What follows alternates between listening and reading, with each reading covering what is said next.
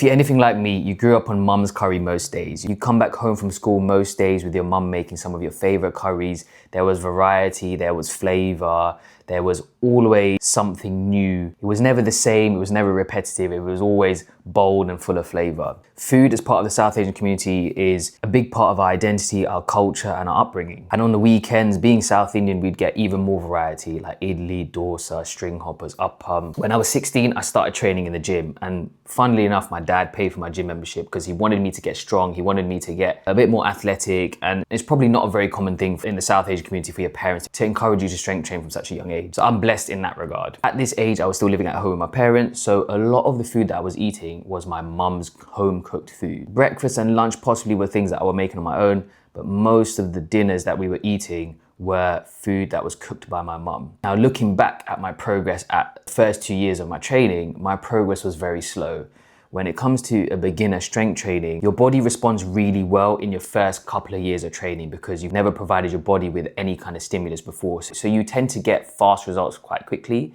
But looking back, I wonder how much more results I would have got if I had been able to dial in my nutrition a lot better while including cultural foods at the same time. At the age of 31, I got visible abs for the first time, and I included cultural foods in my diet with some adjustments. Bearing in mind, I wasn't living at home with my parents at the time, I was living in my own home with my wife. So we had full control of how we controlled our nutrition, incorporated cultural foods, and got the results at the same time in terms of body transformation. In this video, I'm gonna show you the exact 3 South Asian meals I ate on repeat to get lean, athletic, and get visible abs for the first time. It is 100% possible to include traditional food in your diet and get lean at the same time. It's just about understanding the makeup of the dish when it comes to the macros, i.e. your protein, your carbs, and your fats, like any other dish or any other meal you're gonna have in your body transformation process. My name's Ash, I'm a PT and online coach, and I've been specializing in South Asian body transformation for the past 5 years. I have thousands of hours of in-person PT, and I have first-hand experience of dealing with South Asian challenges whilst trying to drop body fat and get in shape. I've helped multiple people drop belly fat and get lean and athletic whilst navigating South Asian culture and nutrition. And I'm on a mission to help as many South Asians as possible build lean and athletic bodies that they can be proud of. Now, there are a few underlying principles when it comes to creating a meal that's gonna hit your nutritional targets, and it comes down to your macros. Your macronutrients are your proteins, your carbs, and your fats. With any meal, regardless of whether it's a South Asian traditional meal or not, you have to understand the makeup of that dish in order to hit your nutritional targets. South Asian dishes are notorious for being low in protein and high in oil, which is both not conducive to the fat loss process or trying to build muscle and drop body fat at the same time. We also have a tendency to have higher carb meals as well, more rice, more roti, and deep frying certain dishes also adds a huge amount of calories and fats to the meals, which again tend to result in not hitting nutritional targets. The blueprint to dropping body fat is by having a high protein diet, low to moderate carbohydrates, and minimizing oil so that you can control the calories of your dish going forward. With those 3 principles in mind, let's get stuck into the dishes that I've eaten on repeat to get lean, athletic, and get visible abs, and get into photo shoot condition as well.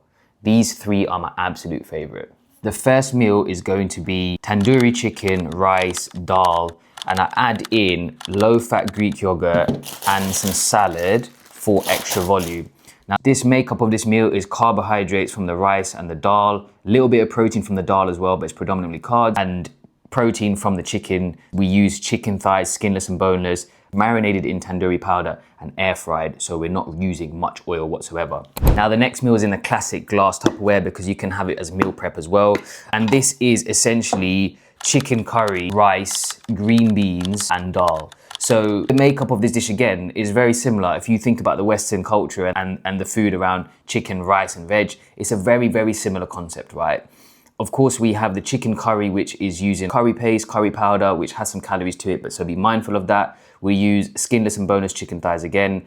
The vegetable is green beans. We have some potatoes in there. We have some rice in here with some dal. So potatoes and dal and rice are all carbs. So you need to make sure that you're portioning out appropriately.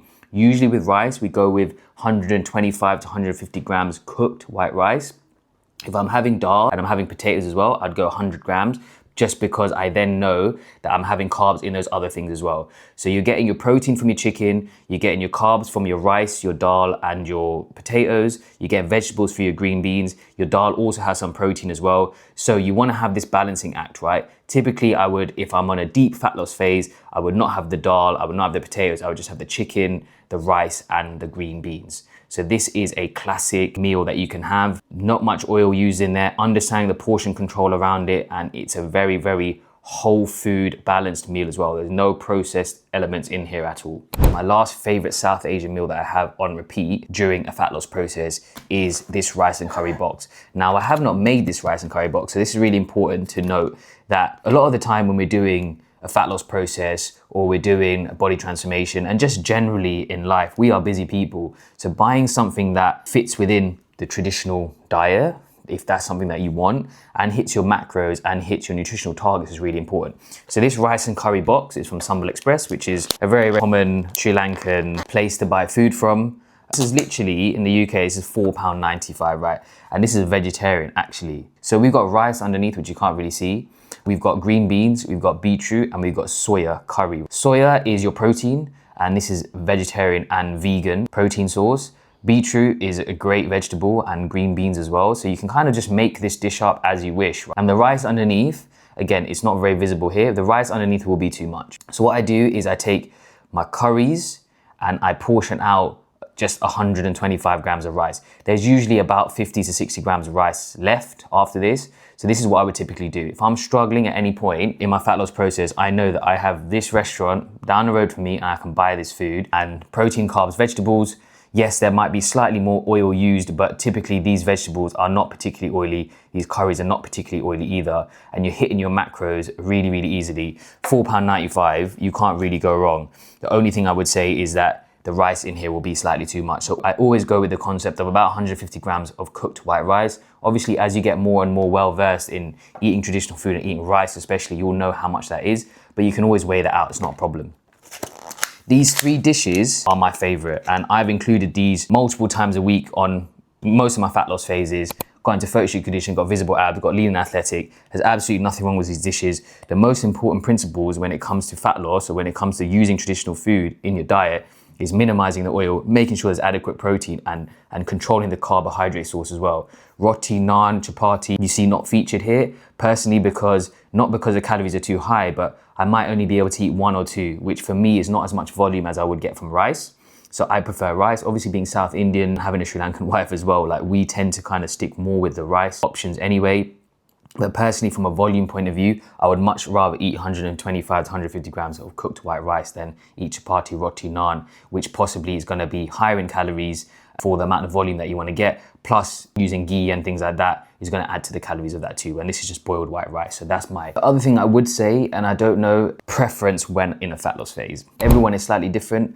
I don't personally feel the need to have traditional food every single day. I could probably eat something like this every single day and get lean and athletic, but personally this for me is maybe 2 to 3 times per week. I'm having one of these for dinner and incorporating it, and that is like my South Asian traditional food fix for the week. Everyone's slightly different. However, none of these foods, none of these meals, the makeup of these meals are any issues with them as long as you're using those principles and apply those principles to every single meal that you're making, right? You're probably not going to be eating South Asian food every single day, every single meal. But if you can apply these principles, which may be very different to how you've been brought up, and yes, may be very different. However, this is your opportunity to make those changes in your household and encourage your parents to do something similar, make the changes in your household so for the next generations, we can encourage them to make sure they're hitting their higher protein diet, moderating their carbs, using less oil, keeping up the culture and the identity whilst enjoying the flavors and the foods, and getting in good shape and maintaining a healthy lifestyle going forward. That is ultimately the goal here.